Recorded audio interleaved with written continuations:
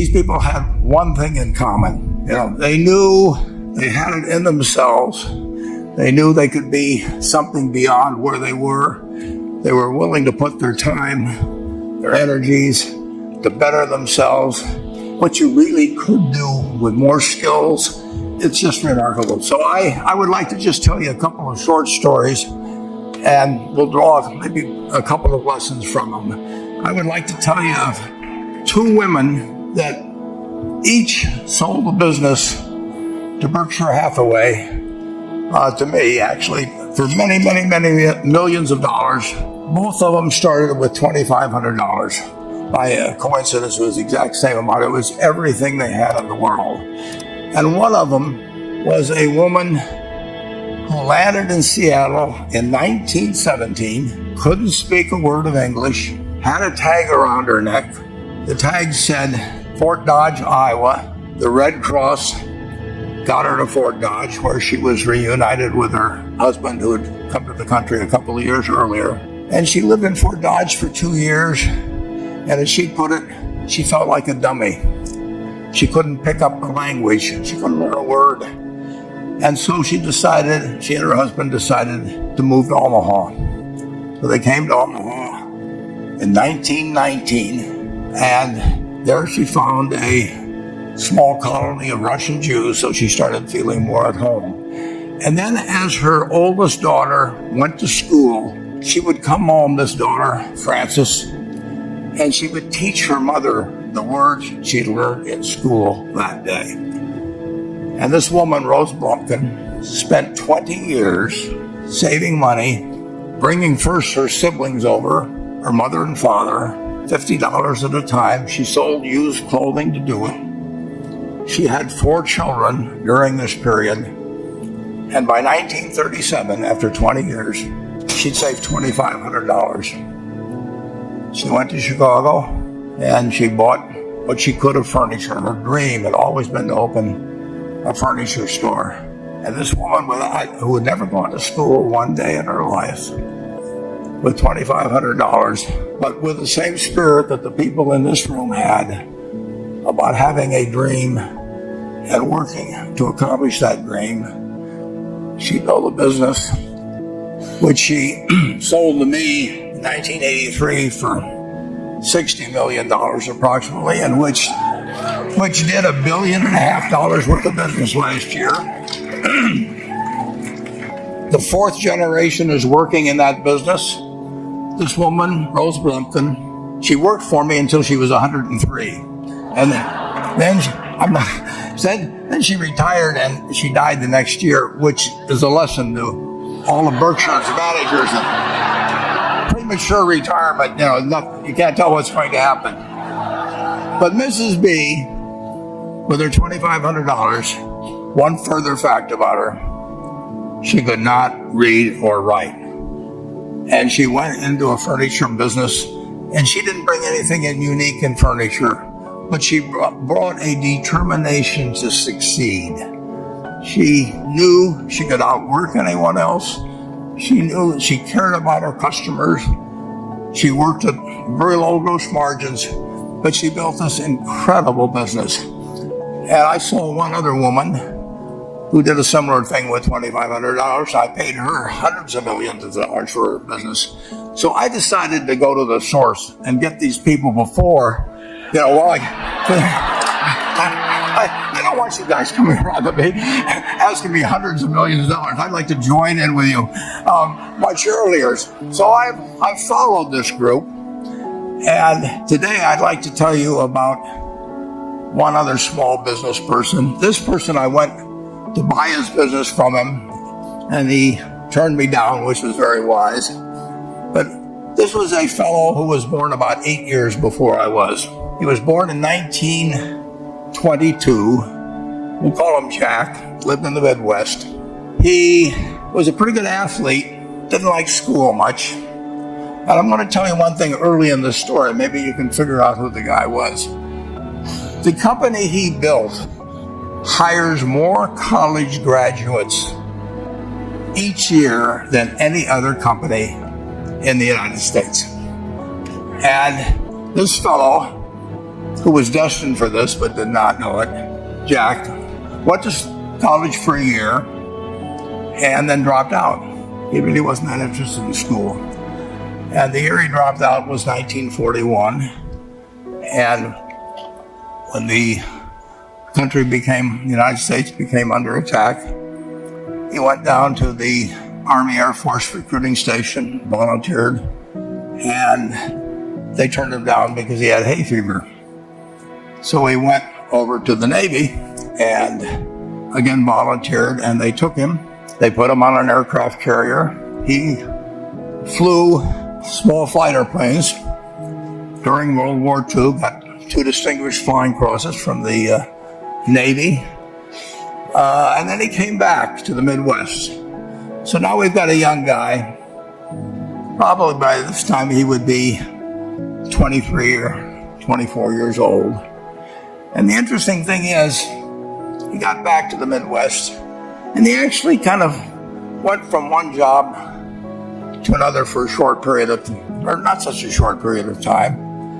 And he finally became a used car salesman at a Cadillac dealership in St. Louis, Missouri. And at age 35, having moved up in the organization, the sales organization, he said to his boss, "Could I go into car leasing business with you?" The boss said, "Well, if you'll cut your salary in half and you'll come up with," I think it was $25,000, which he borrowed, "we can become partners in a car leasing company." So my friend Jack started at age 35 in the car leasing business. And he had 7 cars. It was pretty slow. In fact, one of the things he did was whenever the phone rang, he let it ring 3 or 4 times so people would think that he was very busy answering other phones. And of course, it was the only call he was going to get all day. So his first venture was okay, but it wasn't really going to go anyplace. And there's a lesson in this for all of us. At age 40, he decided, with 17 vehicles, 17 cars, he was going to go into competition in the rent-a-car business. So now he's taking on Hertz and Avis and National and people like that who have hundreds and hundreds of thousands of cars. And he's got 17 cars, and his cars aren't any different than theirs. I mean, he's buying them from General Motors or Ford or Chrysler. And he can't get the airport locations. Those companies have them all sold up. But he was determined that he would basically offer the customer, can't offer him a different car, but he can offer them friendlier service than they've ever seen. And so he started a company. He named it after the battleship that he'd flown from in the Pacific, which was the USS Enterprise. And he died about a year and a half ago. But when he died, his rent-a-car company, starting with those 17 cars, was worth more than Hertz and Avis and all the rest of the rental cars put together. The man's name was Jack Taylor, and his son, Andy Taylor, is a good friend of mine, runs the business now. A grandchild is in the business. They'll probably be a 4th generation along the line. So this man, in the United States, he didn't invent artificial intelligence. He didn't do anything that, just like Mrs. B selling furniture, I mean, that any one of us could have entered those businesses. But he lived by the creed, basically, of delighting his customers and working with people and establishing the relationship with them so that they in turn would want to delight the customers. He couldn't go out there and take care of every rental car possibility, but he learned how to project himself and his attitude toward his fellow man and his desire, to make a friend out of every customer. He managed to take very ordinary cars and turn them into this extraordinary business from virtually nothing. And it illustrates several points. One is you don't necessarily get it right exactly right the first time. I mean, the car leasing business, basically you were competing on the cost of money to finance cars. And it's very hard to delight a customer when you just give them the car, tell them to send you a monthly check for 5 years and you'll be back at that time. So his talents were being wasted basically in that business. But at the age of 40, with all of that experience behind him, he found the golden key. He took a very ordinary business and turned it into an absolutely extraordinary operation, just like Mrs. B or Rose Bumpkin did with furniture. And he didn't worry about whether the Federal Reserve was going to tighten or ease. He didn't worry about whether the stock market was up or down yesterday. He didn't worry about the things he couldn't change. But he did focus on the one thing he could change, and that was the customer's experience. And I have seen the one that got away, Enterprise. I went down to Florida and tried to talk him into selling to Berkshire, and he was smart enough not to do it. Probably the value of the company has quadrupled since I made that visit. But he was smart enough to see that he would find that business. Henry Ford, as you may know, failed twice before he started the Ford Motor Company in 1903. I mean, the test isn't whether you get the greatest business idea in the world the first time out. The test is whether you keep learning as you go along what your strengths are and what you can do for your customers, what you can bring especially to the party. And to do that, you need the education that I know you've received through 10,000 small businesses, but you need a genuine desire day in, day out to delight the customer. I've never seen a business, and I've seen a lot of businesses, but I've never seen one that delights the customer that doesn't succeed. I mean, what you want is that customer the next day when they think, do I want to rent a car or do I want to buy some furniture? What goes through their mind? It's the place where they've had a great experience. I don't know what I paid for this tie. Actually, probably if somebody gave it to me, but for the purposes of this speech, I will say I have no idea. But or the shirt I'm wearing, or this. But I do know, I will remember how I was treated when I bought it. I mean, you long forget about the price, but you never forget whether you had a good experience or a poor experience with the purchase experience. And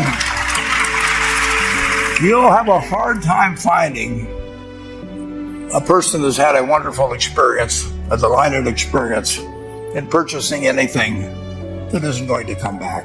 And similarly, if the memory is of rudeness, indifference, whatever it may be, they're never going to come back. And as a small business owner, and as you grow, you have to not only be able to project that interest in people's well-being and delighting them yourself, but you have to do it through other people.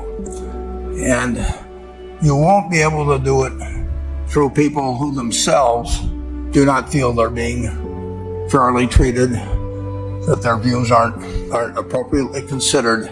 So you really do have to learn to multiply yourself through other people. And I advise the young people that come to Omaha.